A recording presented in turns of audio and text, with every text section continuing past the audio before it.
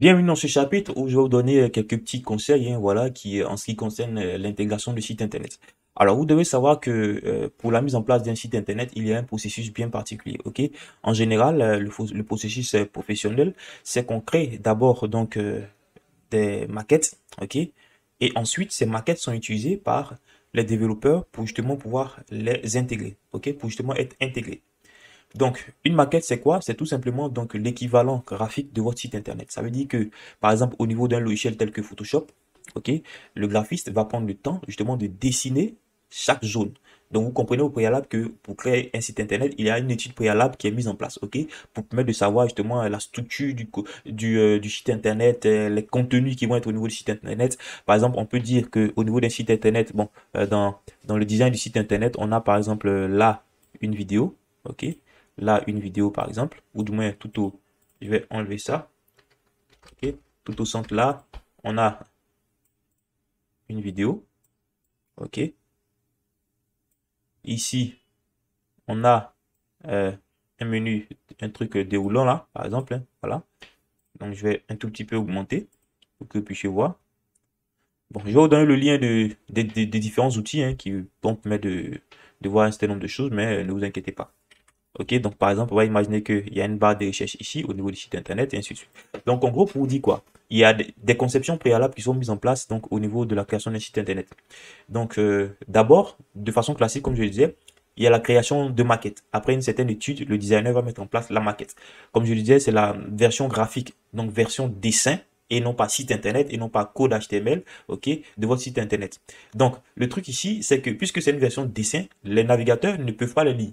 Les gens ne peuvent pas consulter le site internet sur le web, puisque c'est un dessin, ce n'est pas vraiment du code que le navigateur peut interpréter. Donc ça sera à vous, le développeur web, de justement faire passer cette maquette, ou du moins ce dessin, d'un dessin à un site internet. En fait, pour lui donner vie dans un navigateur. Ok.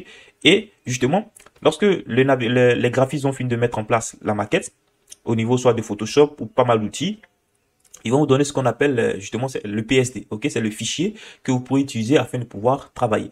En général, vous allez ouvrir le fichier dans un outil, par exemple tel que Photoshop, et vous allez éviter, par exemple, d'imaginer des mesures parce que le graphiste aura pris le temps de dessiner chaque élément et donner les mesures au niveau de Photoshop. Donc, c'est beaucoup plus facile de faire les choses ainsi parce que vous n'aurez qu'à cliquer sur les calques et vous allez voir que toutes les largeurs, toutes les dimensions, tous les styles vont être fournis automatiquement au niveau de Photoshop et vous n'aurez qu'à utiliser maintenant du HTML et du CSS pour justement convertir ces différentes valeurs là en un code source qui est compréhensible par les navigateurs et donc qui est potentiellement consultable sur le web. Ok, donc ça c'est le processus classique. Mais dans la majorité des cas, ou du moins certains développeurs ne sont pas en relation avec des graphistes ou ne sont pas graphistes. C'est mon cas par exemple. Donc, si vous n'avez pas un graphiste, voilà, ou du moins si vous n'êtes pas un graphiste, la solution qui s'offre à vous, c'est toujours lorsque vous êtes devant un site internet, par exemple, je vais prendre Can I Use.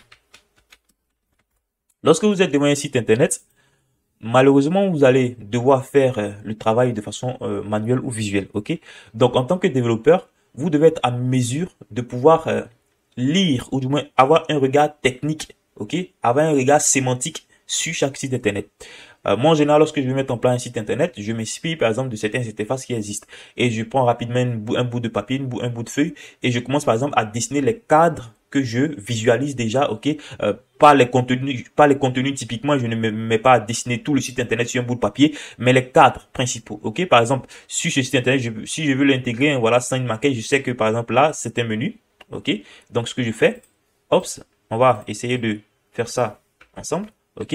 Moi en général, je le fais sur bout de papier, mais vous pouvez également utiliser des outils, ces outils par exemple tels que Miro, je vais vous mettre des liens en description et si vous avez par exemple besoin de plus d'informations sur ces outils, n'hésitez pas à me laisser des commentaires, n'hésitez pas à vous d'offrir plus d'informations, potentiellement un tutoriel là-dessus, ok? Donc ce que nous allons faire par exemple ici, c'est tenter de voir comment essayer de structurer ça. Imaginons que vous êtes sur un site qui ressemble à ça et que vous voulez l'intégrer. Alors moi j'ai déjà ici que là c'est un menu, ok, et que dans ce menu on a potentiellement trois sections, trois zones, ok. Donc je viens par exemple là. Bon, je vais utiliser un rectangle pour faire vite. Hop, je viens par exemple ici. Je sais que là, c'est un menu et que dans ce menu, on a justement trois zones de contenu. Bon, je vais prendre ça par exemple. OK, zone de contenu 1. Bon, ça, normalement, ce sont des formulaires, mais juste pour vous montrer, je vais prendre ça. OK, et donc, hop, zone 2, attention, et zone 3. OK? Bon, normalement, vous devez utiliser des rectangles parce que vous voyez ici que chaque élément représente une entité au niveau un élément HTML particulier, ok, ou du moins un objet HTML. Donc ici, je sais que là, c'est comme ça, ok.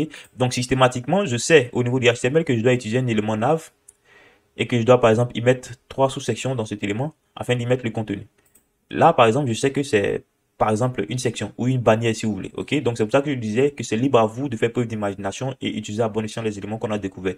Vous pouvez décider que ça c'est une section, vous pouvez décider que ça c'est un header, ok. Vous voyez qu'ici on a une barre de recherche. Donc on vient par exemple là, hop, je mets une petite bannière ici.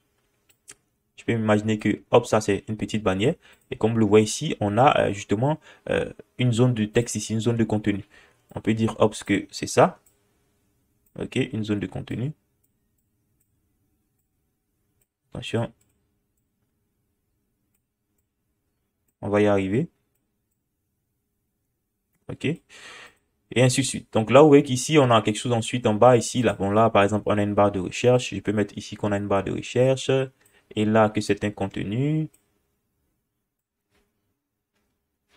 Attention. Hop.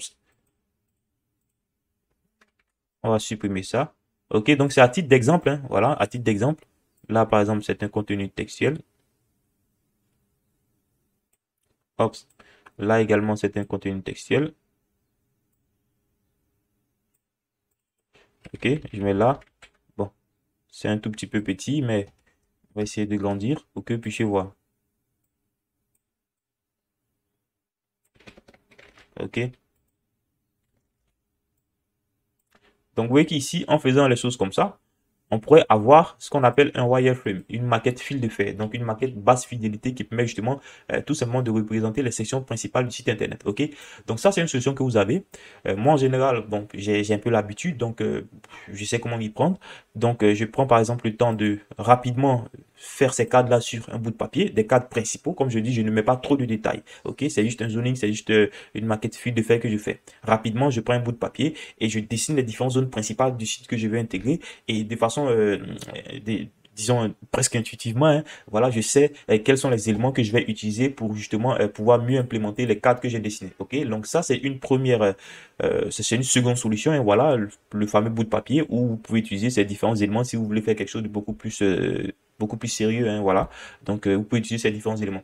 Donc comme je le disais tantôt, si vous n'êtes pas graphiste et que vous n'avez pas de graphiste et que vous voulez quand même intégrer des sites internet, justement, vous serez obligé de faire avec l'œil et donc le crayon. Ok, vous regardez un site internet, vous essayez de déterminer les différents cadres principaux du site internet. Ensuite, vous pourrez justement savoir, puisque vous maîtrisez le HTML, quels sont les éléments que vous pouvez utiliser pour représenter de façon correcte ces différents cadres au niveau du HTML. Ok, donc ceci étant, moi je vais vous donner rendez-vous dans le prochain chapitre. Je vais vous donner des indications pour réaliser un TP, pour apprendre justement, ou du moins pour nous exercer dans cette notion de découpage du site internet, ok? Puisque maintenant, on connaît davantage d'éléments qui nous permettent de mieux structurer nos documents HTML, on est à même de pouvoir mieux découper les sites internet, que ce soit grâce à des wireframes ou bien que ce soit avec, par exemple, une maquette. Vous devez savoir que même si vous avez une maquette qui vous donne un certain nombre d'informations pour vous faire gagner du temps, la maquette ne va pas coder à votre place. Au niveau de la maquette ne vous dira pas que vous devez utiliser un header, une section, une nav, un footer, et ainsi de suite. C'est vous, en tant que développeur, en tant qu'expert, ou du moins professionnel du web, qui devez imaginer, ou du moins qui devez faire les bons choix d'éléments HTML pour représenter fidèlement la maquette que vous avez. Ok, donc c'est un tout petit conseil. Donc rendez-vous dans le prochain chapitre, nous allons essayer de nous exercer un peu. Je vais vous donner des indications bien sûr pour justement faire ce travail pratique.